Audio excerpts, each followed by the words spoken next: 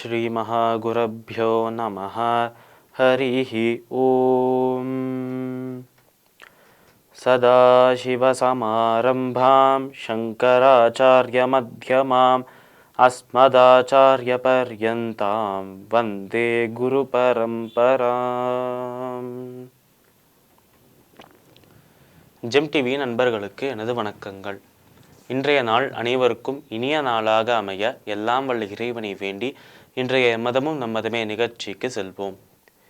இன்னைக்கு நம்ம ஸ்ரீமத் பகவத்கீதையிலிருந்து ஒரு ஸ்லோகத்தை விரிவான விளக்கத்துடன் பார்ப்போம்.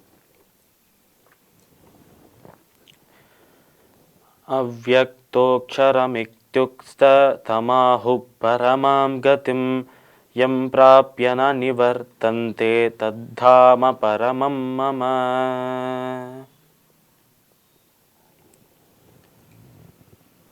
இந்த ஸ்லோகம் ஸ்ரீமத் பகவத்கீதையின் 8வது அத்தியாயத்தின் 21வது ஸ்லோகம். இந்த ஒரு ஸ்லோகத்தில் நம்ம கிருஷ்ணர் அர்ஜுனை பார்த்து கூற வரும் விஷயம், போன ஸ்லோகங்களில் பிரம்மலோகத்தை தொடங்கி பிரம்மலோகத்திலேருந்து இந்த பூலோகம், இந்த ஒரு நரகம் வரைக்கும், நரகம் பூலோகத்திலேருந்து ஆரம்பித்து பிரம்மலோகம் வரைக்கும் அனைத்துமே அழியக்கூடிய தன்மை உடையது அர்ஜுனா என்று சொன்னார் நம்மளோட கிருஷ்ணர். படைக்கப்பட்ட விஷயங்கள் அனைத்துமே, படைக்கப்பட்ட இந்த பிரபஞ்சமாக இருக்கட்டும், படைக்கப்பட்ட இந்த பிரம்மாண்டமாக இருக்கட்டும், 7 லோகங்களாக இருக்கட்டும், அனைத்துமே அழியக்கூடிய தன்மை உடையது, மாயையினால் ஆனது என்று கிருஷ்ணர் அர்ஜுனனை பார்த்து பலமுறை சொல்லியிருக்கார் இந்த பகவத்கீதையில் இப்போ வரைக்கும். அதனால் மாயையினால் ஆன முக்குணங்களின் கலவினால் சங்கமத்தினால் ஆன ஒரு விஷயமாக இந்த ஒரு பிரபஞ்சம் இருக்கு என்று சொன்னார் கிருஷ்ணர். அதுபோலவே பிரம்மலோகம் வரைக்கும் அனைத்து லோகத்திலையுமே இந்த அழிவு என்பது தவிர்க்க முடியாத ஒரு விஷயமாக இருக்கு. ஏன் அந்த பிரம்மாவுக்கே அழிவு இருக்கு, பிரம்மாவே அழிவில்லாதவர் என்றும் சொன்னார் கிருஷ்ணர். அப்பேற்பட்ட பிரம்மாவுக்கு அந்த ஒரு ஆயுள், அந்த ஒரு லைஃப் ஸ்பேன் எவ்வளவு என்றால் 100 வருடங்கள். அந்த 100 வருடங்கள் நம்முடைய 100 வருடங்களா என்று கேட்டால் கிடையாது. அந்த பிரம்மாவின் அந்த தேவர்களின் கணக்குல 100 வருடங்கள் என்று பார்த்தோம். அப்படி அந்த 100 வருடங்கள்ல 360 நாட்கள், 365 நாட்கள், 12 மாதங்கள், அதில் ஒவ்வொரு மாதத்திலும் 4 வாரங்கள், அதில் ஒவ்வொரு வாரத்திலும் 7 நாட்கள், அதில் ஒரு நாளில் 24 மணி நேரம் என்று பார்த்தோம்.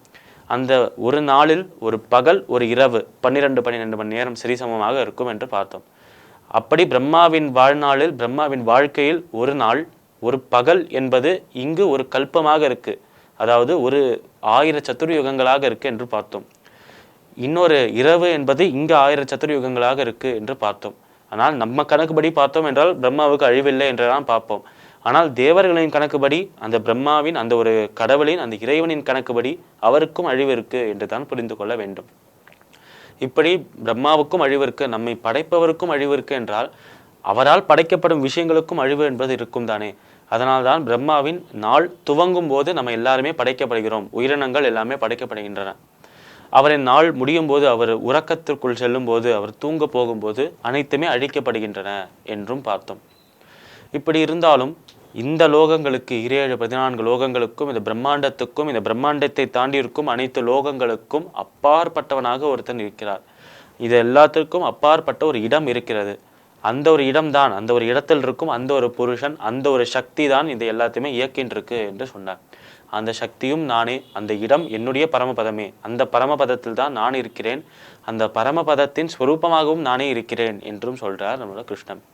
இந்த ஸ்லோகத்தில் அவர் அந்த ஒரு இடத்தை, அந்த ஒரு அவர் வசிக்கும் இடத்தை பக்தர்கள் வைகுண்டம் என்று நம்பிக்கையோடு ஒரு அன்போடு அழைக்கும் அந்த ஒரு இடத்தை வர்ணித்து சொல்றாராம் நம்மளோட கிருஷ்ணர். இந்த இடத்தில், அந்த ஒரு இடத்தில், அந்த ஒரு வைகுண்டத்தில் சந்தோஷம், ஆனந்தம் மட்டுமே இருக்கும், நிம்மதி மட்டுமே இருக்கும்.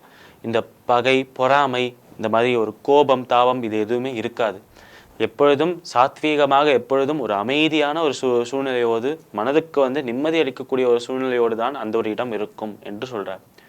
அப்பேற்பட்ட அந்த இடத்திற்கு அழிவே கிடையாது. அவ்யக்தோக்ஷரம் அவ்யுக்த, அதாவது எந்த ஒரு விஷயமுமே, எந்த ஒரு குறையுமே அந்த இடத்தில் இருக்காது.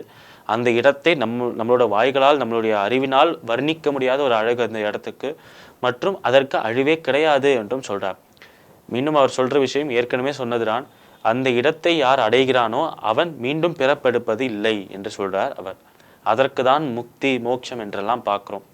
அதனால் எவன் ஒருவன் அந்த இறக்கும் தருவாயிலும் அவர் உடலை விட்டு அந்த உயிர் பிரியும் அந்த தருவாயில் கூட பகவானை விடமாட்டேன் என்று அவர் சிக்கன பற்றி கொண்டிருக்கும் அப்பேற்பட்ட ஒரு பெரும் பக்தன்.